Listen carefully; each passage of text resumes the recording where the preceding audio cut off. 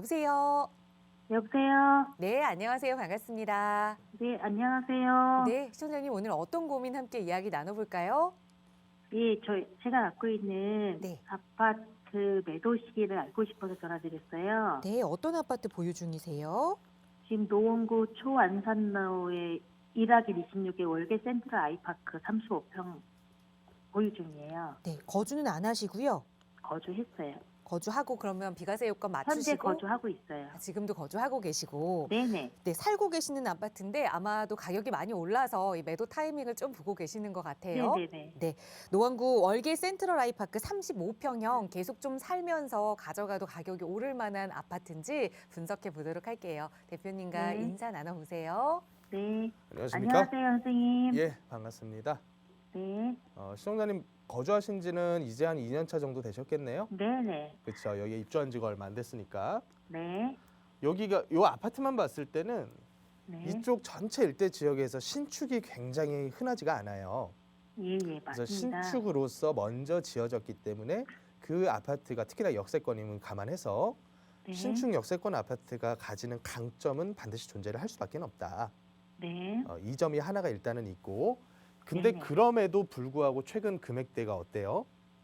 조금 다운됐어요. 그렇죠. 정점 찍고 나서 횡보를 한참 하다가 최근에는 몇 천씩이라도 좀 낮아야지 거래가 되죠, 금액대가. 네네, 맞습니다. 그렇다 보니까 파시려는 분도 옛날처럼 막 비싼 호가 불러봤자 아무도 연락 안 오고, 그게 이제 맞아요. 계속 반복이 되죠. 네네. 그래서 보통 이런 시점에는 뭔가 새로운 판단 내리기가 쉽지가 않아요. 정말로 내가 투자에다가 무게 중심을 확 두고 나서 나는 무조건 제일 비싼 가격에 팔아야지라고 했으면 그 시기는 이미 넘었다. 아, 그래요? 그래서 제가 앞서 상담할 때도 설명드렸던 게 가장 모든 아파트들 최고가 거래했었던 시기들을 꼽아보면 작년 8월에서 10월 사이에 최고가 거래되는 게 거의 대부분이에요. 네네. 그때가 이제 마지막 불꽃 확 튀었을 때거든요. 네. 근데 지금은 분위기가 어떠냐면 작년 연말 추워지면서부터 분위기가 영 심상치가 않아요. 맞습니다. 그래서 많은 분들이 저한테 오늘도 그렇죠. 질문 오시는 분들이 1주택자임에도 불구하고 팔아야 될까요? 이렇게 질문을 하신단 말이에요. 네, 좀 기다려봐야 될까요, 좀, 선생님? 근데 이렇게 우리가 한번 판단을 해볼게요. 네. 첫 번째로는 1주택자 거기다 거주하는 1주택이란 말이에요. 네. 팔고 뭐 하실래요? 저쪽 장이동 쪽으로 넘어가려고 하는데. 보통은 거주하는 집 팔면 이사 가겠다는 계획을 짜죠.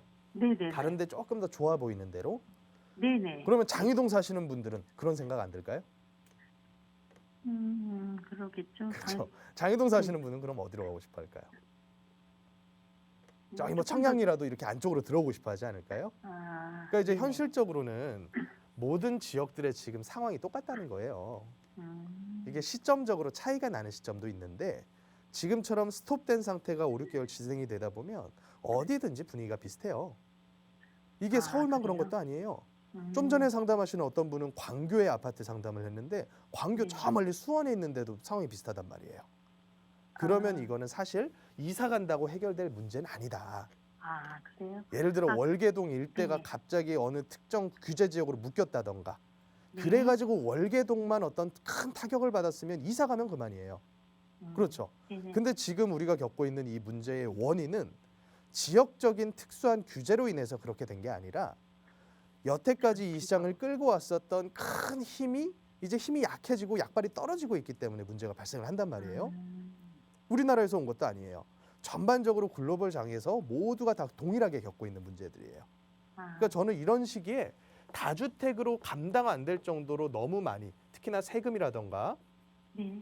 1주택이라고 하더라도 대출을 너무 많이 쓰셔가지고 잡으신 분들은 뒤도 볼 거 없이 팔아야 된다라고 봐요. 예를 들어 내 소득이 대출 연에 별로 뭐 없는데. 1억인데 종부세가 3천이 나와. 그러면 그런 거는 정리해야겠죠. 그렇죠. 근데 시청자님 1주택인데 거주까지 네. 하시고 거기다 대출 많이 없으시죠. 저는 거의 없어요. 그렇죠. 그러면 네. 팔아야 될 이유는 없는 거예요. 왜? 팔고 그래요? 이사가 봐자 똑같으니까. 음, 그래서 저는 이런 분들은 그냥 거주하십시오. 가격이라는 게 12억 갔다가 11억 갔다 뭐 8억 갈 수도 있겠죠. 네. 그러다 한 10년 있으면 또 한 15억 가 있을 수도 있는 거고요. 이게 내가 사는 1주택 아닙니까? 아, 네. 그래서 선생님. 만약에 네. 또 질문 예, 간단한 거 말씀하세요. 있는데 예, 괜찮아요? 예. 지금 얘기해도 되나요? 네, 말씀하세요.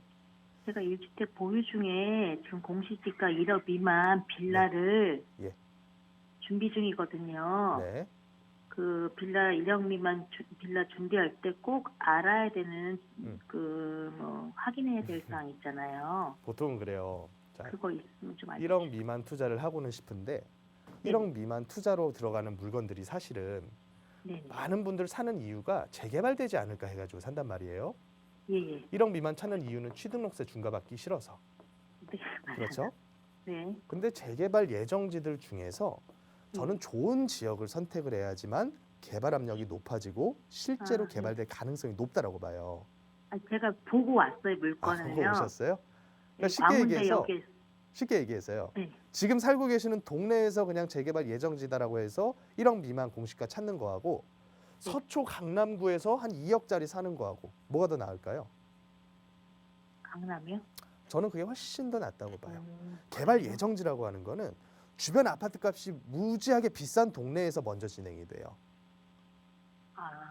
네. 이해가 되세요? 생각을 달리 해야겠네요. 그래서 저는 전략적으로 움직이시되 1주택이 있으시다면 임대 사업자 활용을 하셔라.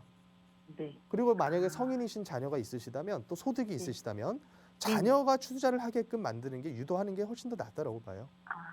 이 두 가지 네. 전략. 그러면 너무 1억 감사합니다. 미만에 목맬 필요 없어요. 네네. 갭 투자 금액으로 한 2억 미만. 예를 들어서 매매가가 한 4억 가는데 전세를 한 3억 끼고 있다. 그런 물건 괜찮잖아요. 개발 예정지인데. 알겠습니다. 저는- 너무 좋은데요. 지금 그쵸. 제가 판단이 정확하게 섰어요. 그래서 저는 오히려 세금 낼 거 조금 더 내더라도 훨씬 더 개발 압력 높은 데 사는 게 낫겠다라는 판단을 합니다. 네, 네, 알겠습니다. 추가적으로 네, 너무 궁금하시면 감사합니다. 한번 오세요. 네. 한번 얼굴 너무 뵙고 만나는 걸로 할게요. 감사합니다. 네, 고맙습니다.